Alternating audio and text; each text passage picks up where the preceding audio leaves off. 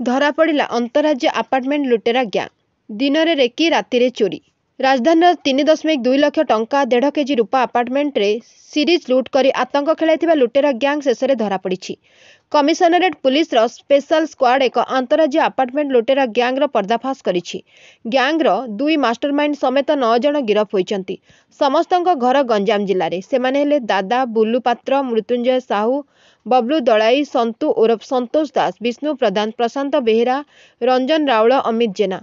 सेमानଙ୍କଠାରୁ नगद 3,20,000 टंका 1.5 केजी पाखापाखि रूपा अलंकार, गोटे सुना चेन, किछि सुना अलंकार, 4टी बाइक, 8टी मोबाइल और लुट रे व्यवहृत किछि सामग्री जबत करा जाइछि।